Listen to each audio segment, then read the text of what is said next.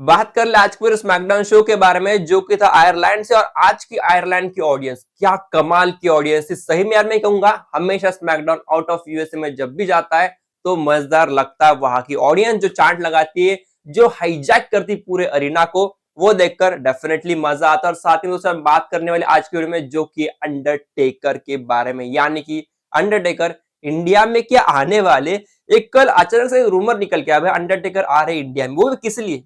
Big boss के लिए। बताऊंगा आगे क्या खबर इस बारे में आ रही है, साथ में क्या ये रूमर कितना सही है और क्या कुछ कहानी बनाती है। आई डोंट नो कहां से आया, लेकिन लेके डेफिनेटली आएंगे इसकी बातें। और सबसे पहले बात कर ले आज के पूरे स्मैकडाउन शो के बारे में। तो आज की स्मैकडाउन शुरुआत हुई थी बेक्की लिंच के साथ ही, जिनका ये होम टाउन था। तो वो आती है रिंग के अंदर और बेसिकली उन्होंने पहले कुछ बढ़िया बातें किया, लेकिन बाद में उन्होंने जो इतना मूड स्विंग किया वो देखकर डेफिनेटली उनका कैरेक्टर दिखाई भी देता है। दोस्तों यहाँ पे शुरुआत जब हुई तो उन्होंने कहा भाई देखो यार, मेरा घर है, बहुत सालों बाद आई हूँ और मैंने यहाँ पे पहला लाइव इवेंट देखा था और मैं चाहती थी कि मेरे घर में एक बढ़िया सा टेलीवाइज शो हो जाए जो आज हुआ है, जिसके लिए मैं बहुत खुश हूँ। लेकिन भाई तुम लोग जो ना ये शो को डिजर्व नहीं करते, ठीक है। मैंने बहुत कोशिश की पीछे कि मैं इस शो को कैंसिल कर पाऊं, लेकिन नहीं हो पाया। लेकिन भाई समय तुम लोग डिजर्व नहीं करते हो, ऐसा उन्होंने कह दिया। फिर बाद में क्या होना था वो हुआ भाई, उनको वही हुआ।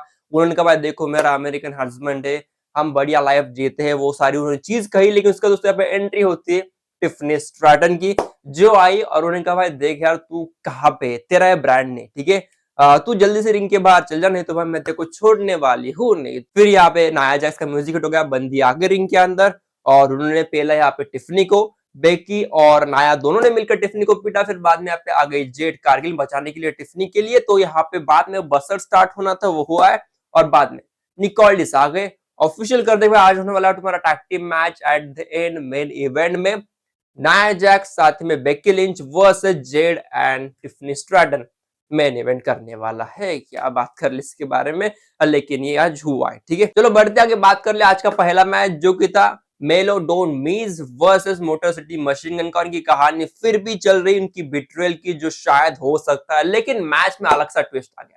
मैच की बात करें डेफिनेटली वही था कि यहाँ पे मोटर सिटी मशीन गन है जो कि बढ़िया टैग टीम है, लेकिन यहाँ पे मीज और कार्मिनो जिनका भाई बहुत थोड़े से डिफरेंसेस दिखाई दे रहे हैं। लेकिन उस वाले मैच में जब फिर एक बार यहाँ पे कंट्रोल में थे कार्मिलो, तो यहाँ पे फिर से टैग ले लिया मीज ने और उन्हें जाके अंदर पिन कर दिया। डेफिनेटली उन दोनों के बीच में, मैच के बीच में ही जब टैग किया तो कार्मेलो और मीज झगड़ने लगे थे, लेकिन एट द यहाँ पे मीज ने पिन कर दिया। दे आर द विनर और एट द एंड दिखाया थोड़े से वो खुश तो थे भाई यहाँ पे कार्मेलो भी, एट द हम जीत तो गए ना और उनको नंबर 1 कंटेंडर के लिए अपॉर्चुनिटी मिल चुकी है। तो शायद अगले हफ्ते इनका मैच होने वाला है, मतलब नंबर 1 कंटेंडर के लिए, ठीक है। तो ये अगले हफ्ते सेट हो सकता है। बाद में होता है बैकस्टेज सेगमेंट जहां पे होते हैं कैथी कैली और साथ ही में जिमी ऊसो, जो कि कांग्रेचुलेट कर रहे होते हैं जिमी को उनके नए आने वाले बेबी के बारे में, वही सारी चीजें बता रहे थे। बाद में यहाँ पे सैमी आ गए, सैमी ने थोड़ी वहां पे तारीफ किया, वो सारी चीजें की ब्लड लाइन स्टिल कंटिन्यू वो बोला। फिर बाद में सोलो आ गए, तो सोलो जब आते ना डेफिनेटली थोड़ी मजेदार कहानी बनाता था भाई, डेफिनेटली इसका जरूर वो ब्लड लाइन का चला गया, लेकिन बंदा फिर भी फनी लगता तो है। दोस्तों यहाँ पे आते हैं सोलो और बोलते भाई देख यार जिमी, अगर तेको तेरे बेटे के लिए बढ़िया सा नाम चाहिए तो भाई उसको निकाह उसके अंकल का नाम दे देना जो कि सोलो सिकवा का नाम। तो यहाँ पे जिमी ने नो ईट कह दिया है, लेकिन दैट वाज द मोमेंट जो दोनों के बीच में दिखाई दे। और ये सेगमेंट आपको बताया क्यों है कि दोस्तों इस सेगमेंट के बाद पीछे दिखाई देते व्हाइट सिक्स के एक मेंबर जो कि एमएफटी के ऊपर नजरें बनाए रखे। तो वही चीज यहां से कहूंगा। आगे होता है पाइपर निवेन वर्सेस चार्लेट फ्लेयर का मैच और इस वाले मैच में देखिए एलेक्सा ब्लिस मौजूद नहीं थी, वो शायद यहाँ पे आई नहीं थी। तो डेफिनेटली मैच में रोमांच तो था ही। और क्या हुआ है यहाँ पे, due to help of Chelsea Green और अल्बा फायर, तो यहाँ पे जीत चुकी है पाइपर निवेन।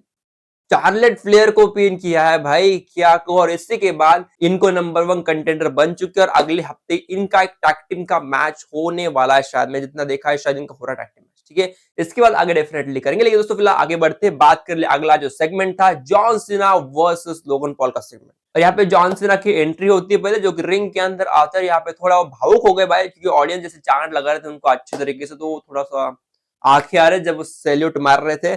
और इसके बाद जब वो कुछ बोलने ही जाने वाले थे वहां पे आ गए लोगन पॉल।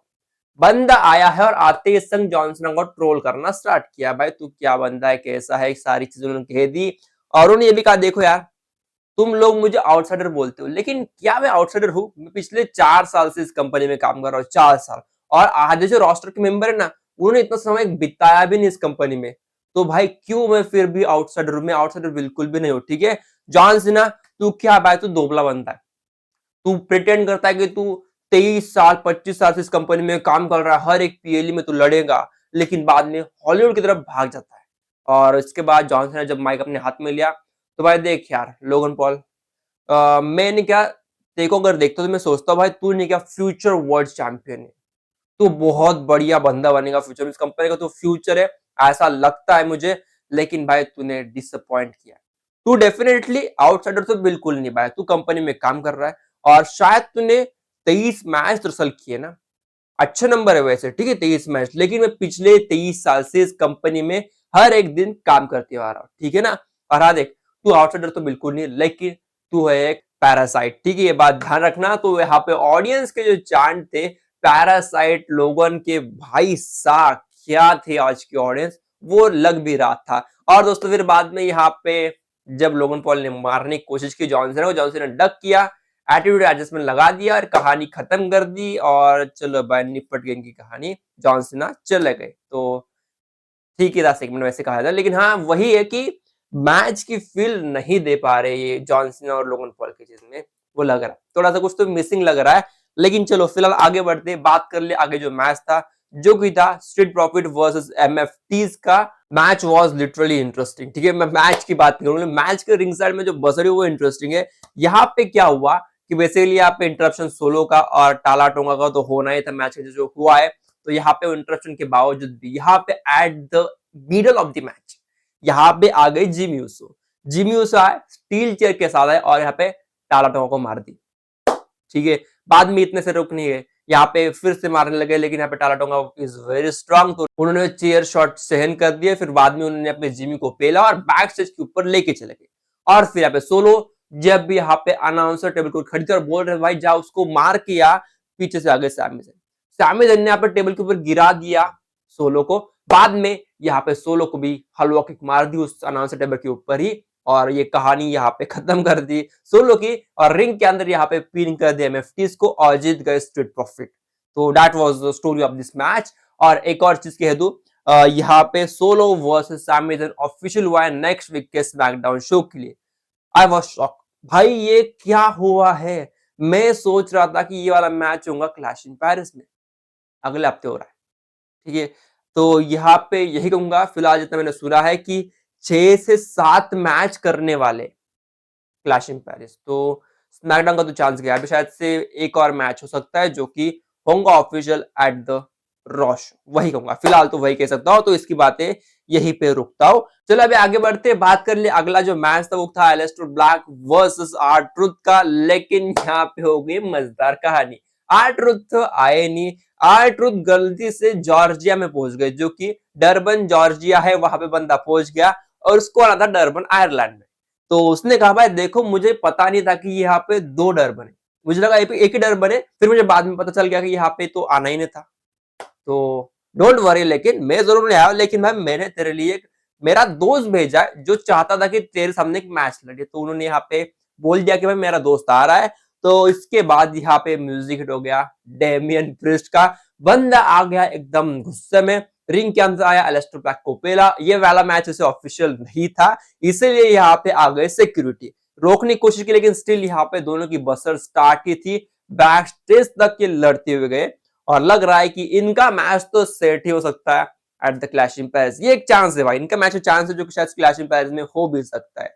चलो अभी आगे बढ़ते हैं, बात कर ले ड्रू मैकिंटायर का सेगमेंट, लेकिन उससे पहले एक आती है मेडिकल अपडेट कोडी रोड्स के बारे में, जहां पे अनाउंसर बोलते भाई देखो कोडी के अपडेट की अगर बात करें तो फिलहाल नो अपडेट्स। और ये इसीलिए नहीं है क्योंकि कोडी फिलहाल तो कंपनी में तो है ही नहीं ना, बंदा जा चुका है फिल्म की शूटिंग के लिए, तो डेफिनेटली वो 1 महीने का तो गैप लेगा, तो वही कहानी रहेंगी फिलहाल कहा जाए तो।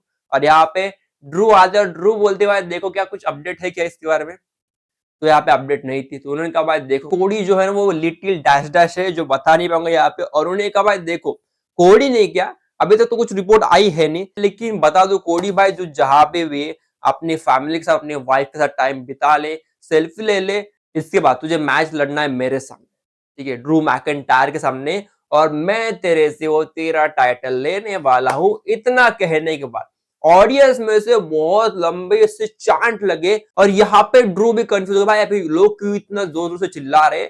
और बाद में जब पीछे मुड़ा तो पीछे लग गया फ्रॉम नोवेयर RKO। तो यहाँ पे आ गए रैंडी ऑर्टन, रैंडी ने यहाँ पे पेला है ड्रू मैकिंटायर को। तो ये भी एक मैच है जो सेट होता है क्लैश इन पेरिस में, ठीक है। तो वैसे कहानी बहुत छोटी तो करना नहीं चाहिए वैसे, लेकिन ये भी उस तरफ जा रहा है, और ये एक ऐसा चीज है मैं आपको आगे बताऊंगा वैसे आने वाले दिनों में कि मैं क्यों बोल रहा था कि ड्रू वर्सेस कोडी का मैच नहीं होगा रसल पाल्जा में। रीजन क्या है, लेके आएंगे डेफिनेटली किसी और दिन के लिए, फिलहाल तो नहीं। तो चलो आगे बढ़ते बात कर ले मेन इवेंट के बारे में, जो कि था नाया जैक्स और Becky Lynch versus Tiffany Stratton and Jade Cargill का मैच था। और ये मेन इवेंट के लिए बस 10 से 12 मिनट ही बचे थे, डेफिनेटली मैच का समय बहुत कम था, तो बहुत फास्ट निपटाना था। तो यहाँ पे अगर मैच के एंड की बात करो तो यहाँ पे डेफिनेटली दोस्तों क्या हुआ, टिफनी ने मूनसॉल्ट मार दिया, फिर बाद में यहाँ पे जेड कारगिल ने मार दिया एक स्प्लैश और पिन किया यहाँ पे नाया को, और जीत लिया है ये वाला मैच, ठीक है। तो ये सारी चीजें हुई आज के स्मैकडाउन शो में। और एट द एंड आखिरी के 10 से 20 सेकंड में क्या कहानी बची ना, तो यहाँ पे क्या होता है, जॉन सीना अपने रूम से बाहर आते और जा रहे होते, पीछे से आते निकोल्स से बोलते हुए, देख यार मैंने बातें किया यहाँ पे ब्रॉक लेसनर से और उसने कहा है, और इसी वक्त पीछे से आ गए लोगन पॉल, हमला किया, एक राइट हैंड दे के मारा जॉन सीना को, और चलो भाई हमें पता नहीं चला क्या बोलने वाले थे, तो वही चीजें, लेकिन कुछ तो हुआ है यहाँ पे डेफिनेटली बड़ी चीज, इसीलिए जॉन सीना के पास आ रहे थे निकोल्डिस। मुझे जो लग रहा है वो है क्लैश इन पेरिस में सरप्राइजिंगली एंट्री करने वाले हैं और लोगन पॉल जीतने वाला है। मैं वो चीज को फिलहाल घुमा रहा हूँ, वही हो सकता है यहाँ पे कहा जाए तो फिलहाल दोस्तों स्मैकडाउन का ये खत्म करता हूँ, तो आगे बढ़ेंगे और बात करेंगे यहाँ पे अंडरटेकर के बारे में। तो भाई रिपोर्ट कुछ ऐसी कह रही कि अंडरटेकर का जो है ना फिलहाल सिलसिला जो कुछ कहानी बना रहे, तो कल ये एक न्यूज आई है अंडरटेकर के बारे में, और ये इंडिया 24 या फिर टुडेज इंडिया कुछ तो ऐसा चैनल, कुछ तो भी ऐसा एक पेज है ओके ऑन द ट्विटर, वहां से न्यूज आई है उठा के, और न्यूज कुछ ऐसी कि फिलहाल यहाँ पे अंडरटेकर एक सरप्राइजिंगली वाइल्ड कार्ड एंट्री करेंगे in the big boss. I don't know कितना सीजन है, लेकिन वहां पे करने वाले, ऐसा कहा जा रहा वाइल्ड कार्ड की तरह आ सकते हैं। और यहाँ पे शायद से एक और बंदे का नाम था माइक टाइसन, मैंने क्लियर देखा नहीं ओके, मैं कंफर्म नहीं कर रहा माइक टाइसन का नाम, लेकिन हाँ ऐसा कुछ तो भी नाम था। तो फिलहाल अंडरटेकर का रूमर आया, और मैं इस चीज को फिलहाल अवॉइड भी नहीं करूंगा, लेकिन वाह क्या ये सही पे आ रहा है, आ सकता है वैसे कहा जाए तो यार, बंदा फिलहाल फ्री है तो आएगा, हो सकता है, कहानी क्या है डेफिनेटली पता चलेंगी। और एक और चीज है, अगर इंडिया में WWE को आना है तो शायद ये भी एक प्लान हो सकता है कि फिलहाल इंडिया में कुछ तो बीज बोलो भाई अपने रेसलिंग की, बाद में हम आएंगे कंपनी को लेकर, वही चीज मुझे लग रही फिलहाल कि ये हो सकता है डेफिनेटली ये चीज है। अगर वही एक एंगल कराना होगा कि इंडिया में आना है, तो भाई ये जो अंडरटेकर आ रहे ना, वो शायद उसके रिगार्डिंगली हो सकता है कि थोड़ा सा इधर रेसलिंग को थोड़ा शिफ्ट दे दे, जो घर पे बैठे ऑडियंस जो कि बिग बॉस बहुत देखते, तो उनके लिए ये एक अच्छा मौका है कि कंपनी को फिर से इंडिया में बढ़िया तरह से बूस्टअप देने, वही लग रहा है फिलहाल कहा जाए तो। दोस्तों फिलहाल वीडियो में रुकता हूं, और आज बस इतना ही था स्मैकडाउन का रिव्यू, और साथ ही में दोस्तों हमारा पूरा अंडरटेकर की कहानी क्या कहती है। मिलते कल आएंगे with one more video, till then दोस्तों चैनल को लाइक सब्सक्राइब शेयर कर दो, मिलते हैं कल, तब तक दोस्तों बाय।